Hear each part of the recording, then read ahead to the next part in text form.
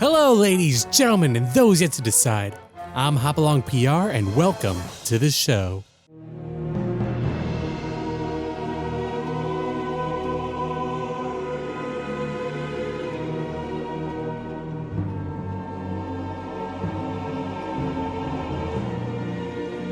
Brothers and sisters, we are gathered today to make a video on sins and... Oh, Mr. Banana, you're so good. Rumi? Am I interrupting anything? You told me that you were making a video for sins, so I gathered all these people to help with... Okay, stop you right there, Rumi. I said gaming sins.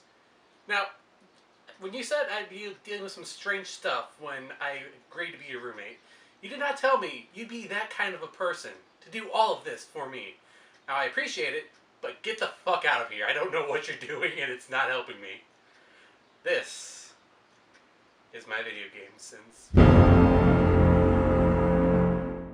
Alright, now let me clarify. When I say gaming sins, I don't mean things that the games tells you to do and you do it anyhow. That could be a completely different video and I might do that later. No, the things that I'm talking about right now are the things that we do in games that are annoying, whether the developers plan for them to be there or not. Most likely yes, but these are my top 7 daily gaming sins. Okay, this is my least aggravating gaming sin. Collect the berries. That's what I'm calling it. Where you have to go around and collect X number of things before Y event happens. Now, that in itself isn't terrible, but when you have to do it and they don't tell you that you have to do it, that's when it gets ugly. I stopped playing games because I didn't know what the fuck to do. I just needed to collect a few more different items and I could have just progressed the game. No, it never explained that. There's a sense of momentum that's lost when you have to make sure that you're collecting enough shit just so you can play the game. And the momentum is really key for playing any game. You don't want to just, oh, I'm playing a game, I'm having a good time, and just crash into a wall because you're not doing enough. You're playing the game how you want to.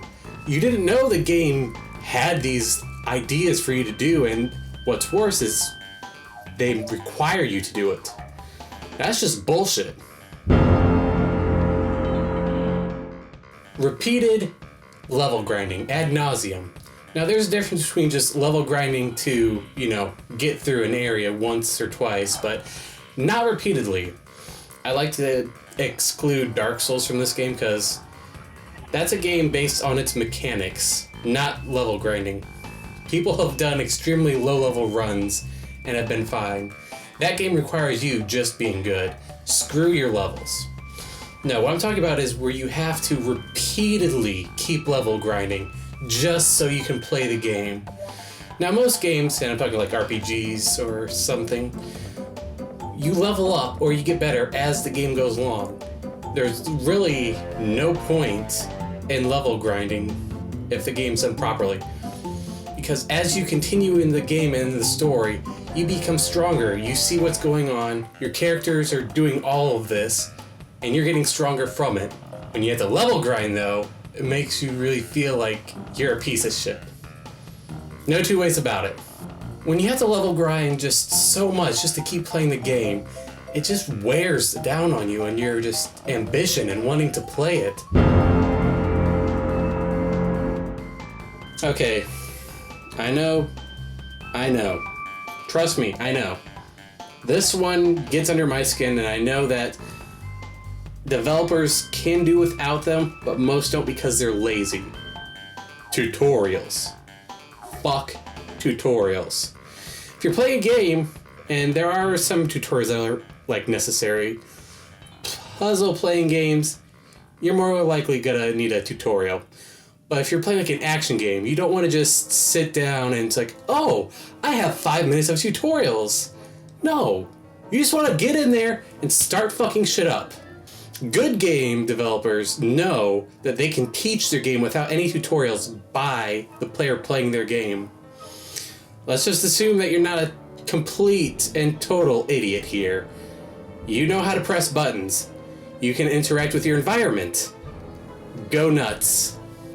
Tutorials, man. I mentioned the theme of momentum earlier. Yeah, tutorials just knock the wind and just stop your momentum full force.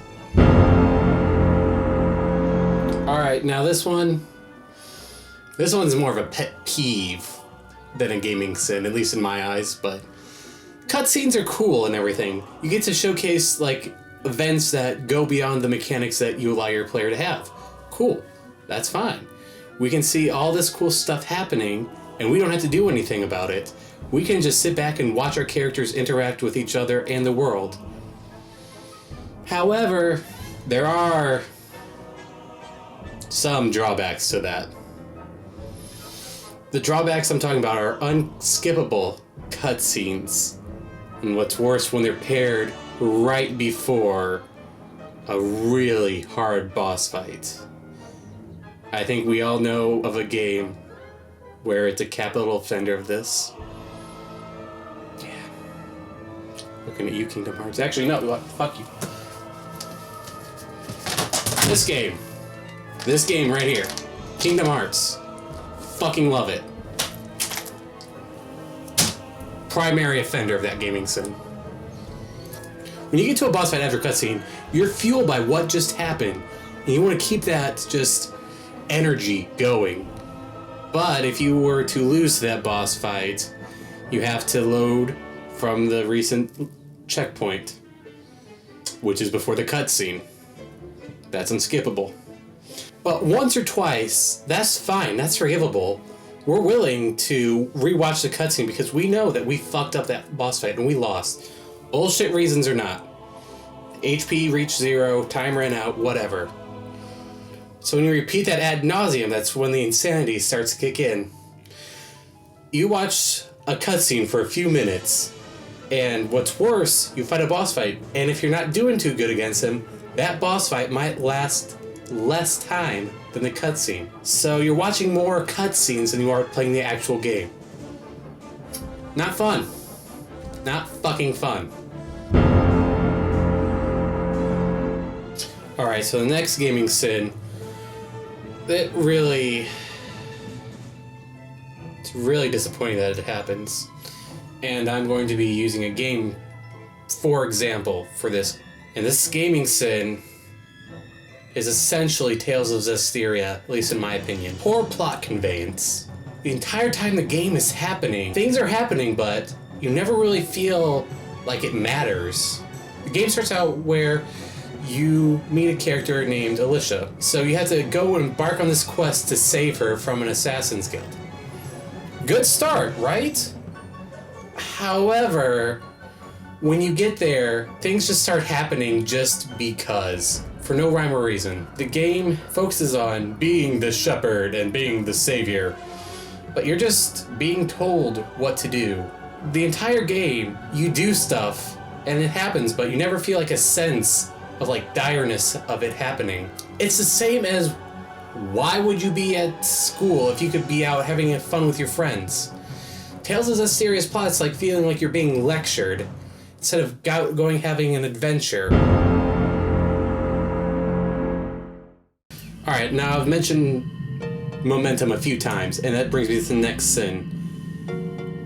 Slowness of a game. Games need to be fast to moderately fast paced.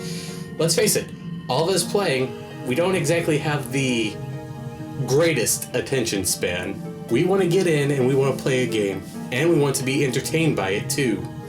So, let's just keep things moving.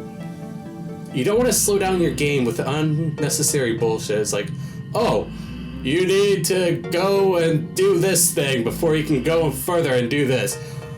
Or what's really worse is when a game is just slow-paced and it really shouldn't be.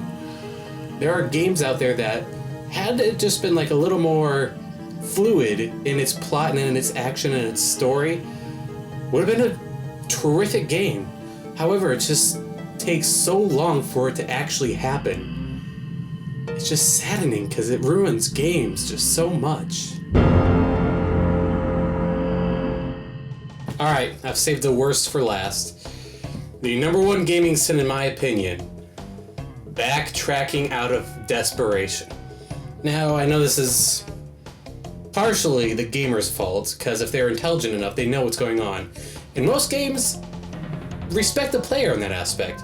They know that they're smart enough because they're playing the game this far, so they know what's going on.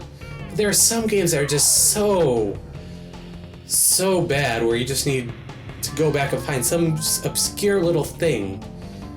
And it's just awful. I've stopped playing tons of games just for that reason.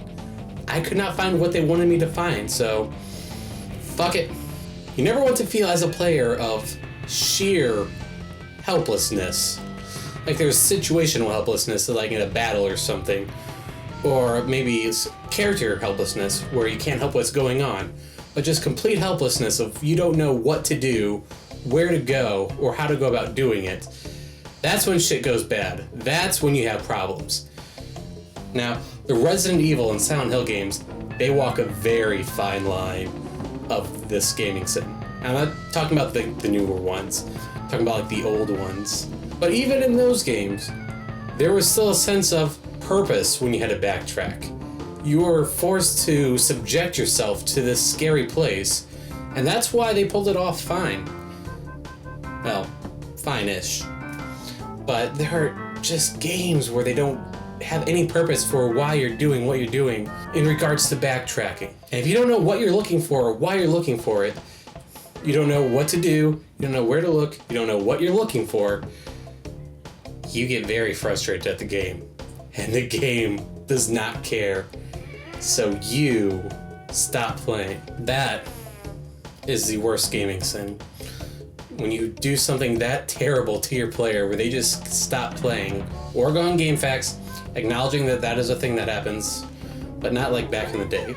When you just stop playing because of some bullshit reason. That is a gaming sin. That is the embodiment of gaming sins. I feel it pertinent to say I don't know what would happen if you actually microwave banana. Probably bad stuff, so don't do it. Or at least don't do it without recording yourself.